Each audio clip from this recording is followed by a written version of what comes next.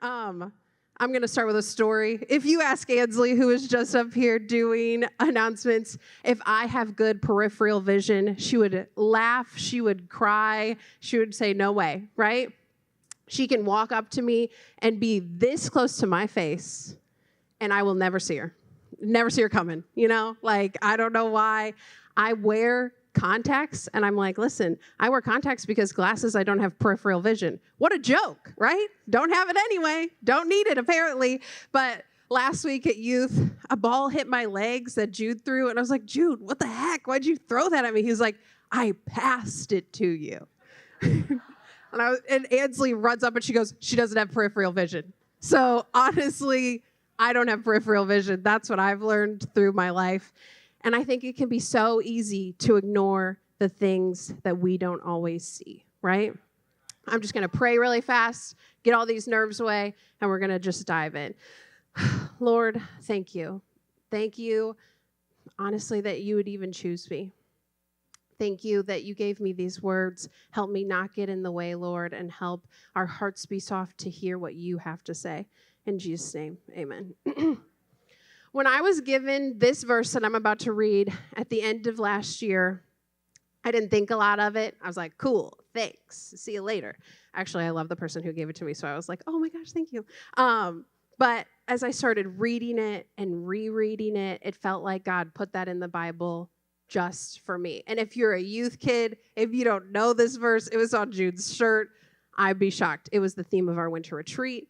It's almost in every message I preach from 2025. So if you're sick of it, my cares are few. Let's read it. Isaiah 30:21. And your ears shall hear a word behind you saying, this is the way, walk in it, when you turn to the right or when you turn to the left. I might have terrible peripheral vision, but man, if something's going on in my life, can I be like, oh, I'll turn to the left. Oh, I'll turn to the right, right? I can be called to go this way. He can say, hey, this is the way, walk in it. I'm like, what if a sinkhole opens right here and I just walk to it and I just fall in it? What if that happens? An extreme example for how my brain works. So let's just tone it down a little bit, right? God, you asked this of me. But what if it's hard? That's my left. But what if I fail? But what if it doesn't work? Or what do you mean I have to let go of this thing over here and let you do what you're asking me to do? And I'm holding it so tightly. But I have to trust you and I have to move forward when my vision is right here. How am I supposed to move forward like that? I'm going to go this way? No, I'm being silly, right? I'm looking to the right and to the left instead of keeping my eyes on the one who's called me, who's named me, who's put me in this place. But instead I'm like, what's over here? What do they think about what I'm doing? What's over here? What could go wrong if I walk that way?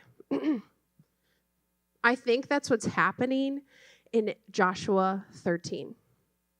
Let me set the scene. Close your eyes. We're in the desert. We're in Israel. And Moses has just died. The Israelites have walked into the promised land finally with Joshua. And they're getting their land assignments for the different tribes.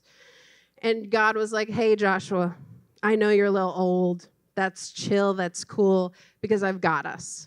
We have some land to still conquer. You're not going yet. I need you to stay alive. We have work to do. I will drive out the people in the land myself. So don't worry about your age. I've got this. It's like when you go on a vacation and you finally check in your hotel and you're like, I want to know what room I got. I want to know what the view is. Is it of the pool? Is it of the other side of the building? Is it of a street that's really loud and it keeps you up till 3 a.m.? I don't know. But then you get there and there's someone else's bags there. And they've used your towels and you're like, this isn't really what I was expecting. So Joshua 13:13. Yet the people of Israel did not drive out. Pray for me with these two names that I chose to read about. The Gershites or the Machathites, but Gesher and Machath dwell in the midst of Israel to this day. They did not drive out the Gershurites or the Machathites. I'm telling you, it's going to be different every time I say it, so bear with me. Because I thought that was so interesting. They did not. Because later in Joshua 15:63, it says, but the Jebusites, can say that one, the inhabitants of Jerusalem, the people of Judah, could not drive out. So the Jebusites dwell with the people of Judah at Jerusalem to this day. Here we have a could not. So they tried, but they could not do it. Which makes me think in Joshua 13:13, they just didn't even try. They just really didn't care to clear the land of the Geshurites or the Machathites. I was like, Lord, you had to. You had to give me this verse. Where are our did nots? What do we leave that God has asked us to clear? What do we hold on to so tightly because we can't imagine letting it go and walking towards where God's asking us to? I can't let go of that thing. That's mine. I've been cultivating this myself. I need to control this myself. Why are you living with did nots? This is This is my dream, God. I just can't let you have this. This is what I've wanted my whole life since I was a little kid, right? That's what we do. We're like, but I have this picture in my head that I really need you to follow this plan. I wrote this list. I have these goals, and you're just saying, but come this way. That's not fair, right? That's what we do. We're like, but God, I had all this stuff planned. I want to trust you with this. I'll trust you with this right here. But this over here, this is mine. I'm keeping this. This is my did not. I'm not touching it. You can't have it. I'm going to control it. I do that all the time. God, I want to trust you, but I'm struggling because I do not want to clear this land.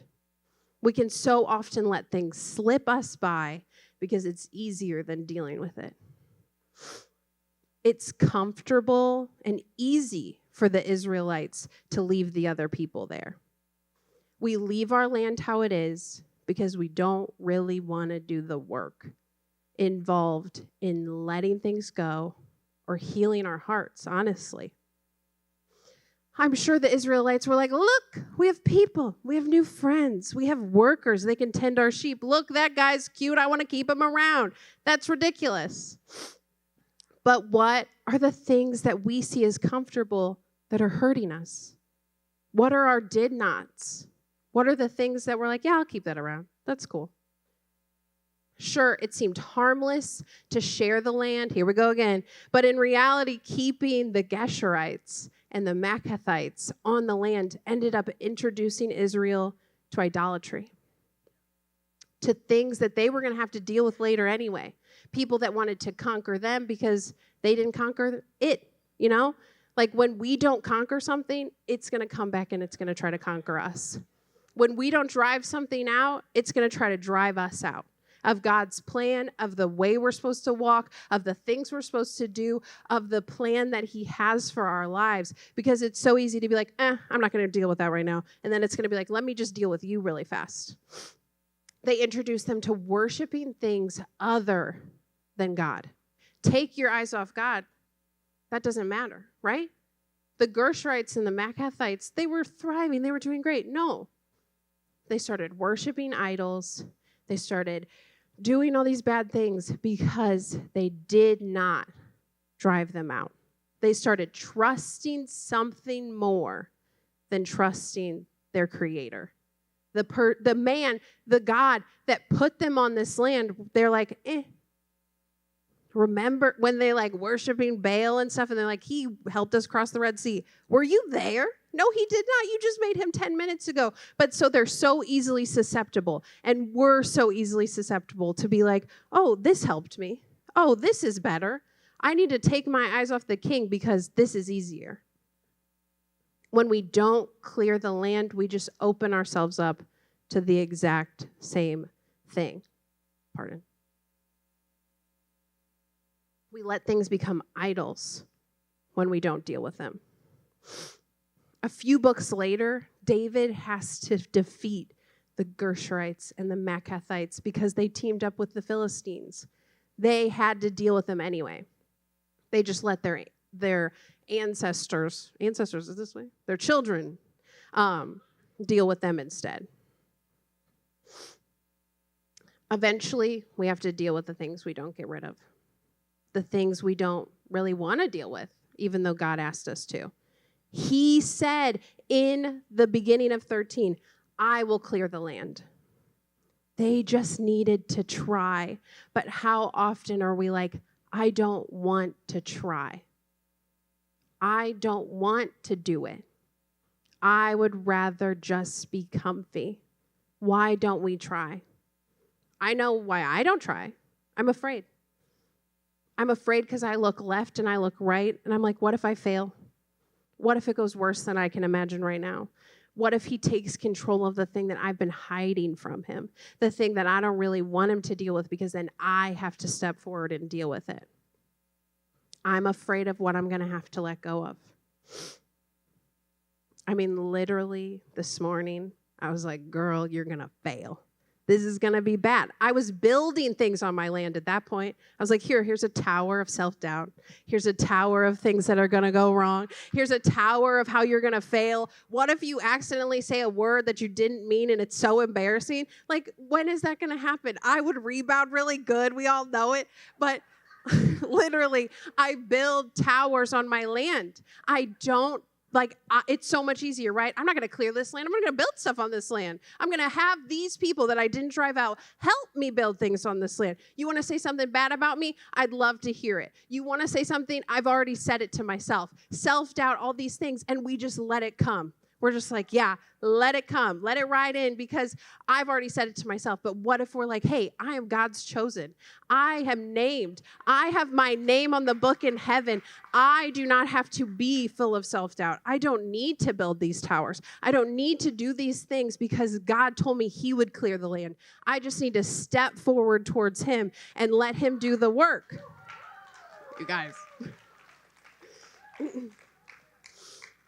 In Mark, a man comes up to Jesus.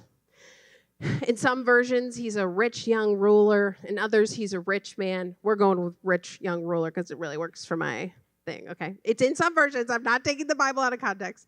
Mark 10, 17 through 22, lock in. We're reading a chunk of scripture. As Jesus started on his way, a man ran up to him and fell on his knees before him. Good teacher, he asked, what must I do to inherit eternal life? Why do you call me good? Jesus answered, no one is good except God alone. You know the commandments. You shall not murder. You shall not commit adultery. You shall not steal. You shall not give false testimony. You shall not defraud. Honor your father and mother. Teacher, he declared, all these I have kept since I was a boy. Jesus looked at him and loved him. One thing you lack, he said. Go, sell everything you have and give to the poor, and you will have treasure in heaven. Then come follow me. At this, the man's face fell. He went away sad because he had great wealth. He was told to sell all of his possessions. He was told to stop looking left and right at everything he had and walk towards God, leaving that all behind. But he just couldn't. He could not clear his land. There were things on the throne of his heart that he saw greater than what God was offering. He didn't want to let go of things that his grip was so tight on. Have you ever held on to something so tightly? Right? When I go on a roller coaster, it has to meet my height requirements, not that I have to meet its height requirements. I have to look at it and be like, that's short enough. I'll get on that. Perfect. But okay, I'm at Six Flags. I'm on the Batman because somehow that meets my height requirements. I'm like a mine train girl, but either way, my sister's not, so I get drunk. But so you're on the Batman. They hook you in. You have those two handles. I'm white knuckling those, right? My hands are locked in. I am like, I cannot believe I'm doing this. I cannot believe I'm doing this. And that's the grip we have on things, that tight, white-knuckled grip. And according to the internet, when you grip something so tightly, it's excessive tension in the muscles and the tendons, and it can lead to fatigue, pain, and even injuries. It can also affect wrist mechanics and reduce overall control and power. You mean holding on to something too tight for too long because I can't let go, because I need to control? We actually lose control? Mind-blowing, right? That's crazy. But this is something I just learned. When I am stressed, when I feel out of control, I try to control more. I hold on to things so tightly. I have to grip everything with my last breath and be like, no, I'm on this roller coaster and I'm holding on tight. I can't let go of this. I have to feel control. But in reality, I hold on too tightly and I get hurt and I feel pain and I lose my wrist mechanics. I actually can't control anything because I'm trying to control everything. I need to control these things because I need to feel comfortable. I need the things in my head to keep telling me that it's not going to work out so then I can control it more. But in reality, I'm holding on to everything so tightly that I let go of Jesus. I let go of him. I wasn't trusting him to have this situation covered, so I needed to do it. I needed to cover it. I needed to have that white-knuckled, I'm on the Batman grip because the roller coaster's too tall and I can't control how I'm going to feel. But I wasn't trusting him because he already has it covered. And you know what? I can't have it covered. That's not what I'm made for. I can only do what I can do. And Jesus can do what he can do. And man, can he do more than me. I end up hurt, I end up empty, and I end up far away when I try to hold all this myself. But when I give it to Jesus, and I'm like, I can't take this anymore, I end up free. I end up lighter. I end up without pain and injuries because I've said, here, please take this from me. I can't hold it anymore. You can have this because you're better. Your ways are better, your plan is better, and your control is way better than mine. And with the rich young ruler, he's none of those things anymore. He isn't rich, he isn't young, and he's not a ruler, and apparently he might not have been because not everyone calls him that. I mean, like, what an L, right? Like, you're not even called that in all of the chapters. But he would rather hold on to things that seemed so important than to hold on to something that's real and life-giving. He would rather be a rich young ruler for the next 10 minutes than live in eternity with the God who created him. Why do we hold on to things so tightly? Why do we hold on to our phones so tightly? I'm a youth pastor. I'm going to talk about phones, right? To the picture of what we need our life to be. To the approval of others. We hold on so tightly. We're like, I can't let go of that. What if they think I'm weird? What if they think you're cool because you're being yourself? When we let go and we clear the land and we let God have control, we're free. Our hands are open to what God is going to give us. Because when I'm not like this, I can stand like this. And God can be like, let me put something in your hand. Let me fix this situation. Let me guide you. Because now you're not worried about the things on the left and the right or the things on your land. You're concerned about what I want. You're concerned about the plans that I have. Not all of this junk around you that you're holding on to so tight. For what? Where's it going to take you? You're going to spiral, you're going to spin, and your hands are going to hurt real bad. The Israelites in verse 13 probably had stellar excuses for why they didn't clear the land. Because I know that I do. I have great excuses why I don't want to do that. I'm sure they simply told themselves it was too hard. Don't we do that all the time? Like, oh, man, it's just too hard, God. I can't do it. I'm sure that they're also like, it's not really necessary. Like, what are they doing? I'm not doing, like, they can be my friends. It'll be so fun. But why do we do this too? Is it because we're not listening to obey? Like Pastor Josh talked about last week. Great message. Listen to that plug. So often I think we listen to God to see if he says something we'll like, to see if he says something that will match up with what we think will be best for our lives. But we look to the left and the right, and we're like, what are they doing? What do they have? I prayed for that, and they got it. What do they have over here? I asked for that. Why didn't I get that? Right? We use people as benchmarks to say, like, that's how my life should be going. I kind of like that better than what you're doing in my life now. At the Last Supper, Jesus scolded his disciples for their fight about who was the greatest. The problem wasn't that they wanted to be great. The problem was that they were benchmarking what great was in comparison to each other. God wants you to be the fullest and the greatest expression of the image that he tucked inside of you. Because I'll tell you right now, you have something in you that God wants to use. You're special, and he didn't put you on this earth just for a fun time. He put you on this earth because he has a plan and a purpose for you. It doesn't matter what age you are, where you are in life. He has a plan and a purpose because he put that there.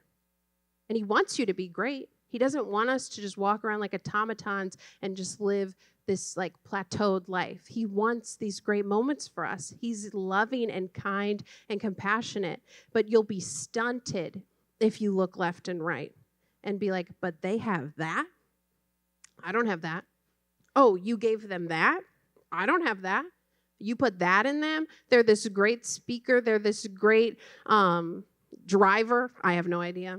That's the first thing that came into my head. But they're these great things, and I'm not that. But what if you're something else? What if he gave you something that's for you? Think about that. We're like, why did he give them that? Why did he give you what he gave you? He thought about it. He made you special. He chose you for such a time as this, not because he was like, yeah, I just needed someone there. I need someone to run the coffee bar. No, I needed someone to give someone a smile. Oh, I just needed someone in Life Kids. No, I needed someone to help raise up the next generation.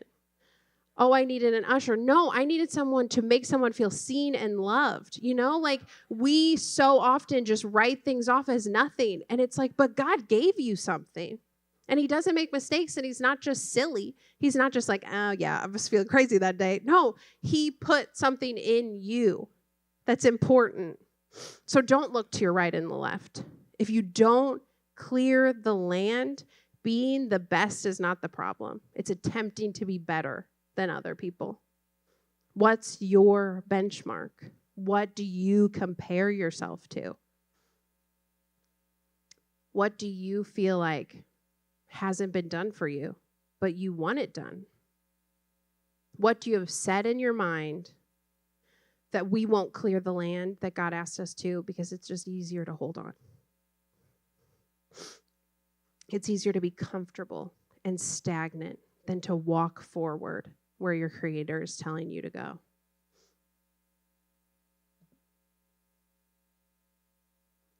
Because it's so easy to let intrusive thoughts come back and haunt me when God asks me to do something. I do it all the time. I'm like, but what if they say this? But what if everyone gets mad? Or if I'm with someone, are you mad at me? Because I think you might be. I'm just like, hey, do you want to be mad at me? Because that would actually help me out more. You know, like I feel like you should be, so just be mad at me. But what a silly life to live. When we could just be like, this is the purpose that God called me to, and I'm going to walk in it. I'm going to walk with God. I'm going to fight the good fight. I'm going to run the race because God's asked me to. And it doesn't matter what you think about me. It doesn't matter what I think about me. It matters what God thinks about me. The Israelites just came up with excuses and intrusive thoughts. Last time was hard. What if I fail? What if you do great? What if that's happening? What if we say that to ourselves instead? Like, hey, God asked me to do this. What if I just crush it? Why do we never do that, though? I don't do that. God asked me so loudly to do something new for camp. I'm going to be vulnerable. God asked me so loudly to do something new for camp. And I was like, God, what if every single person comes up and hits me in the face? Like, why do we come up with these scenarios, though, But we do. We're like, what if God has a plan and you follow it and he makes things work out? What if God asks you to clear the land and, he clears it for you?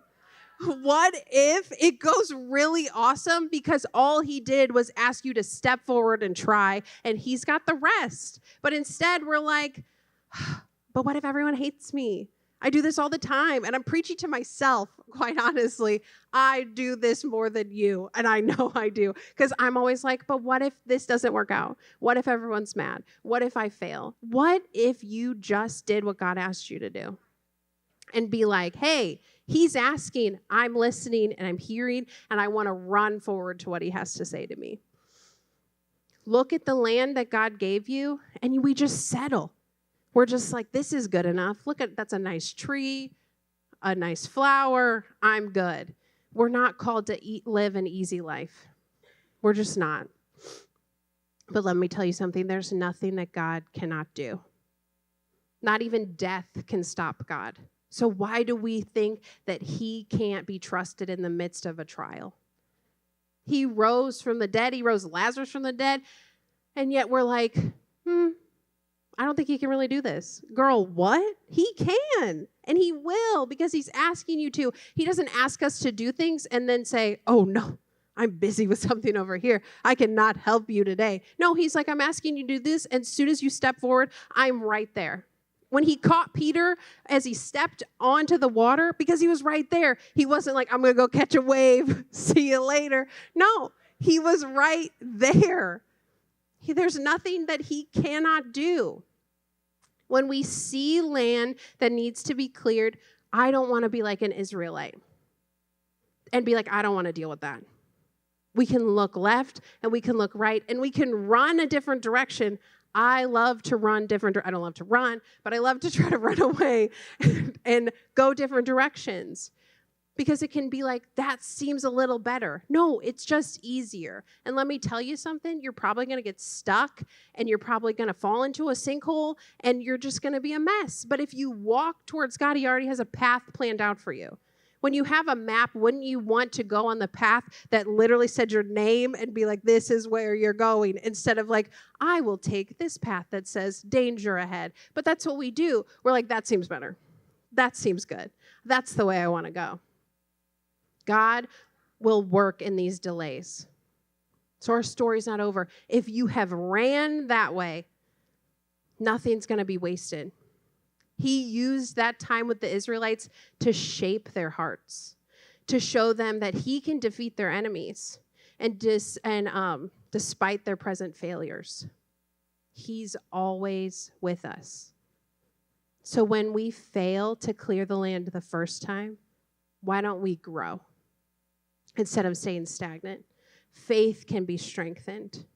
Even when you've been looking to the left and to the right, you can loop back around to where he said to walk. And he will lead you to where you need to be.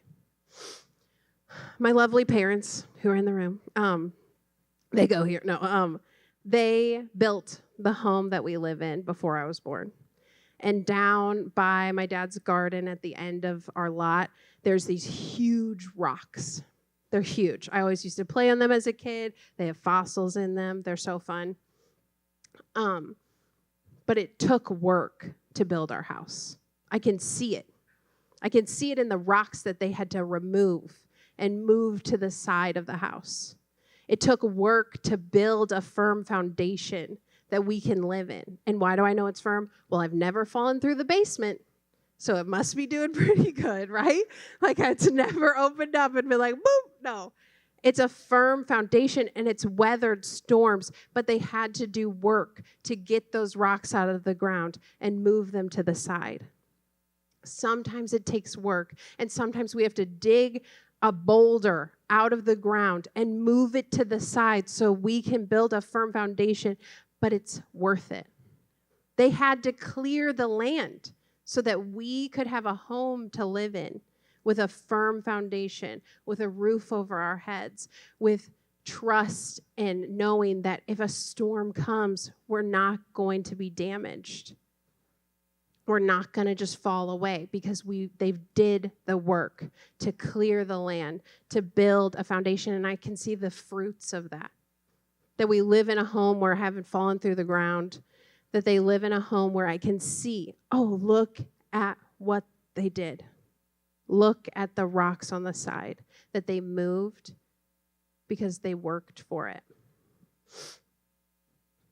I see evidence of clear land. When you start clearing the land in your own life, you'll see God's hand all over it and helping you. You'll see the growth in your trust in him. You're going to feel lighter. That grip that you have that's so tight, it's going to loosen. It's going to open up. And God's going to take care of it. Because he said that he would. He said he would clear the land. So why do we toil and spin and get so stressed out and try to control everything when all we have to do is be like, here, I don't want to hold this anymore. Here, I want to clear the land. You have to take that did not and change it. I don't want my life to be, I did not. I did not clear the land. I did not stop looking left to right. I did not stop doubting myself. I did not stop telling myself I was going to fail. I did not stop thinking that my self-worth was nothing. I did not think that God made a mistake. I did not stop thinking that God made a mistake when he made me. That's silly. Because he told you he'd clear it. He told you he loves you, that he chose you, that he wants to be in relationship with you. He sent his son to die on a cross because he loves you. And I say it all the time, and I'll say it 1,000 times. If it was just you, he would have done it. If it was just you on this earth, that would be a boring little life, but he would have died on the cross for you because you're worth it to him. And he doesn't want you to take this land that he's given you, this life that he's given you, and be like, I don't want to do it. I don't want to get rid of those things that are hurting me. I don't want to get rid of these things that don't belong in my life because it's just easier not to. But what if you stepped forward and started going the way he asked you to? Mark 12:30. And you shall love the Lord your God with all your heart, with all your soul, with all your mind, and with all your strength. It's not us half doing it. Jesus didn't say, love God this much, love God in this area, and this area over here, that's yours. You get to keep that. You get to control that. We don't really want to deal with it. That's not what he said. Give him your all. Pick up your shovel and start clearing the land. It might be hard. I'm telling you right now, it's going to be worth it to live with peace, to live free, to live with open hands and be like, God, I want to run after you. I'm tired of looking this way and looking this way and being like, I don't really want to clear this land. I don't really want to deal with this. But what if you do? I bet he's going to meet you right there and be like, it's crazy because I've been waiting for you to do this. Let's live free. Let's live this life that he gave us to the fullest that we can. I would truly be failing you, honestly, if I didn't give you a time to just come up here and take your did nots and change them to God did. God did it. Because at youth, at Fresh Encounters, I give response time. I give time for us to come up here and think about that all God has done and think about all God is going to do and just open our hands to him and be like, God, I need you to take charge and help me do this. God, I want to have open hands to you. So if you would, it doesn't matter who's on your right or who's on your left. It doesn't matter. It matters who's in front of you, and that's Jesus. I just invite you to come up here and truly respond to what he's saying today. That don't let it be a did not. Don't let it be the land that you didn't clear, and you have all these regrets, and you have all this stuff telling you all that you are worthless, that you will fail, that whatever God asks you to do, it's not going to be good enough. He doesn't even know. It's not his will. You're silly. No, he's asking you to do it. Why don't we step forward literally first and be like, I don't want these did nots in my life. I want to walk towards Jesus. I want to be a part of his plan and his will for my life. It doesn't matter what you think is in your way, because he's going to knock it down anyway. It doesn't matter if we're just doubting everything, but if we pick up that shovel and say, God, I'm ready to clear the land. God, I want to walk the way you want me to walk. And I want to be led without looking left or right. Start building a foundation with him today. Don't let this pass you by. Don't walk out of this church and forget everything and just move on with life. Let him have what's in your hands. Open them up to him. Don't let this be a did not moment. I didn't go up there. I didn't really want to. I didn't really want to deal with the things that are in my heart, that are on my land, that I'm dealing with, that are confusing. Don't let it be a did not. Let this be a moment that marks the rest of your life, that I did go up there and I let God have all these things I was holding. And now I'm free. And now I'm open. And now I can do what God's asked me to do. So I'm going to pray. And I just please ask you, if you want to, come up here. Not even if you want to. Just let God open your hands and do the things that he wants to do today.